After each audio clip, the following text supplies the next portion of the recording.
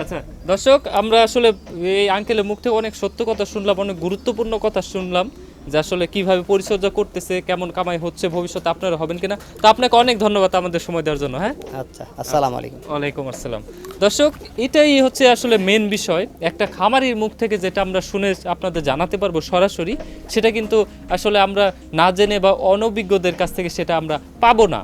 এটা যেরকম একটা ছোটখাটো একটা খামার, 40 জোড়া কবুতর যেহেতু আছে, দেখুন কি সুন্দর উড়ে উড়ে আসতেছে, বসতেছে, সব হচ্ছে গিয়ে কেমন যেন মনে হচ্ছে আমাদেরও চিনে, আমাদের দেখেও ভয় পাচ্ছে না। এই যে দেখুন এখানে, এই যে একজোড়া এখানে কি সুন্দর গিরিবাজ, দেখুন কত বড় বড় সাইজ। আসলে এখানে কবুতর দেখে আমি অবাক হচ্ছি, প্রতিটা কবুতর দেখুন কি বড় বড় এবং পুষ্ট, মনে হচ্ছে তাদের শরীরে দুটা কবুতরের মাংস একসাথে করে দেওয়া। তো দর্শক, আশা করি আমাদের এই ভিডিওটি আপনাদের ভালো লাগবে, অনেক তথ্য রয়েছে। তো আমরা চেষ্টা করবো আরও তথ্য বাড়ানোর, আস্তে আস্তে আরও প্রতিবেদনে যেন আপনারা কিছু শিখতে পারেন, জানতে পারেন। তো সবাই ভালো থাকবেন, সুস্থ থাকবেন।